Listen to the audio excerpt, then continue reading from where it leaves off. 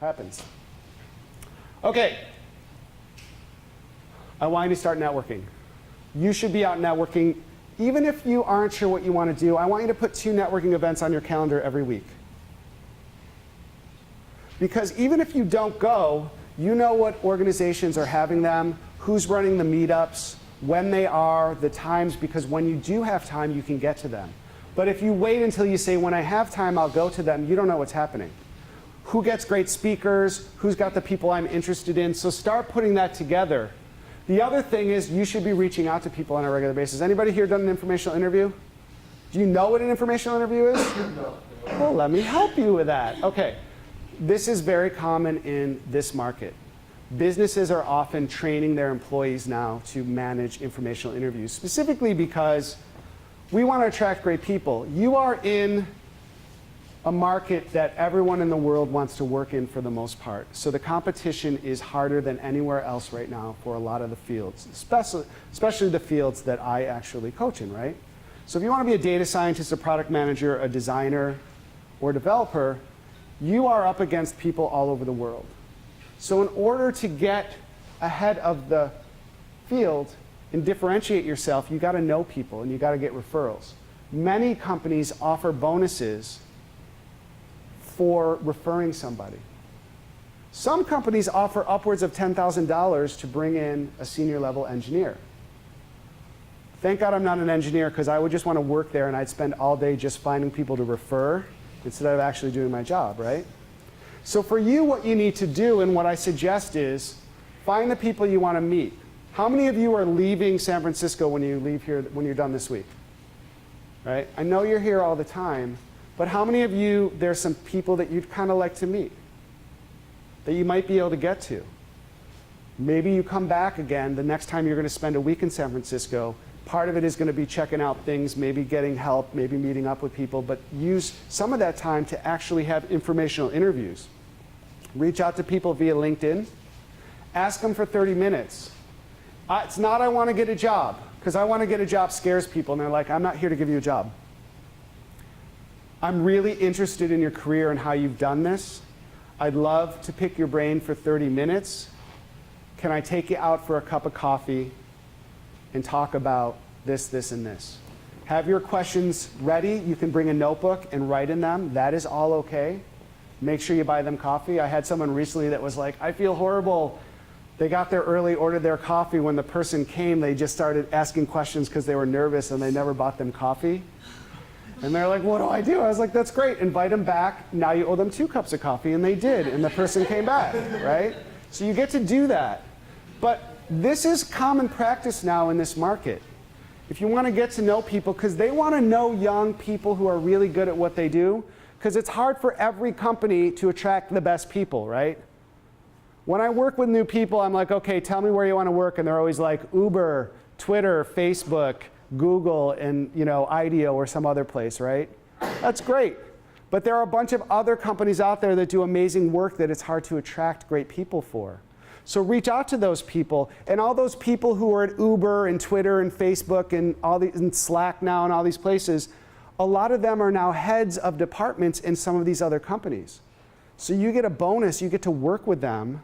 If you work with them and you get all that knowledge from the other places, but then you get the knowledge about how they've grown because now they're building departments at new companies or starting their own companies, right? So reach out to them and ask them to coffee.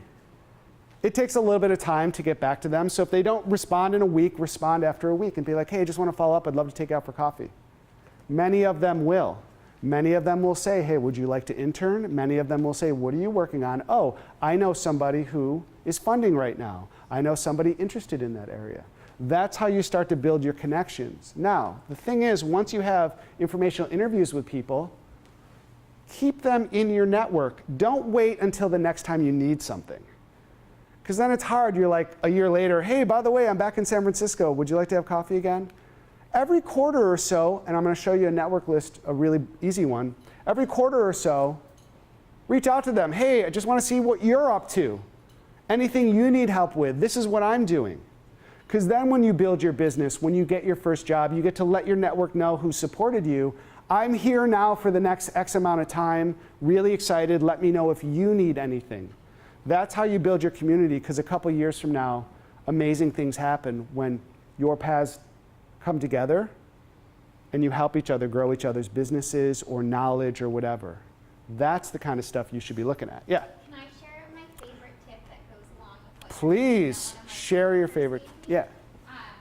She was saying, like, how do I get in touch with high net worth people when I'm at an event that I want to work for or network with? And she said, if you go to an event and they're the speaker, they're hosting the fireside chat or whatever, afterwards she'll just email them. She'll be like, I saw you speak here, like, thank you for your time, and she'll just give them advice or content or things that could support them in their company, and just free advice. And I've used that technique and gotten interviews or conversations, and it's really interesting to see what people are willing to give you when you give them just your time or ideas. That's amazing. That's exactly spot on. Thank you for sharing that. Because I'll tell you right now, people who are founders, people who are doing other stuff, yeah, they're busy. Everyone assumes they're really busy, so no one talks to them. So the minute someone goes, hey, would you take 30 minutes? I'll come to you. They're like, oh my God, yeah. Not all, but many of them will. It has been my experience in the last couple of years that people are like, okay, yeah, why don't you come meet with me? And then you get to go, but be prepared. Bring some questions. Be prepared to have that conversation with them. And so you give advice to the CEO?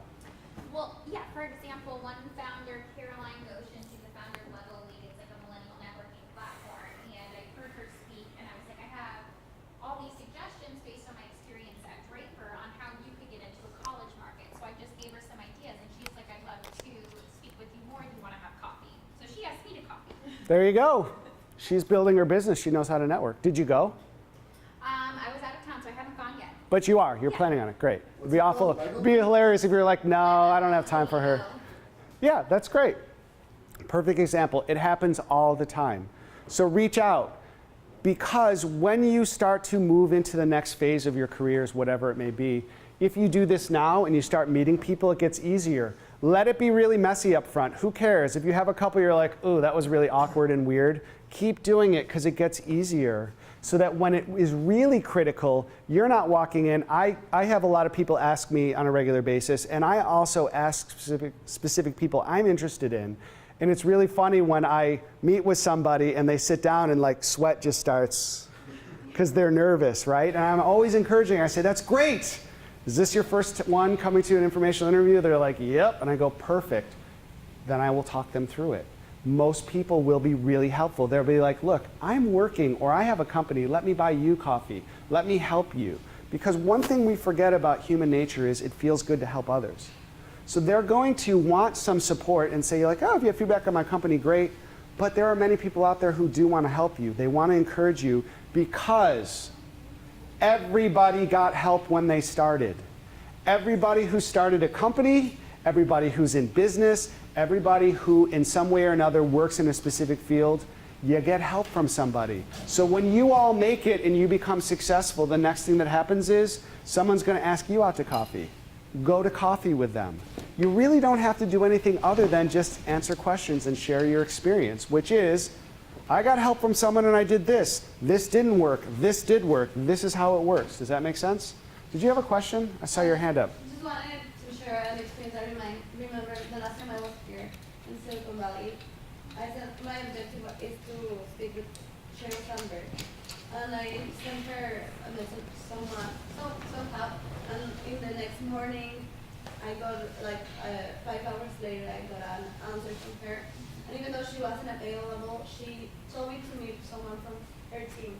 And I went to Palo Alto to meet them. So there you go. It's amazing. I love people who practice. If you look at a people practice, everyone know what zero inbox is? I love that because you know you're going to get a response right away. So you know either you're getting a response or they deleted it. It's the best. Yeah. It's not really stupid, but there's nothing stupid in here. Come on, we're all friends. should you accept every LinkedIn request you get? It's not stupid, and we're going to talk about LinkedIn in just a couple of minutes, but absolutely not. We're going to talk about quality versus quantity and what the effect is if you don't, right? Because I have a brand, and we'll talk about my brand a little bit later on, but I don't want to be open to everyone. I want to be in demand. So I'll help you to determine what is valuable to you and what is not. And so we'll talk about that in just a second, right? It is important to help others, But it's also important to know that there's a reason why you're actually connecting with somebody, and we'll talk about that in just a couple minutes. Because I think that's important. Because look, this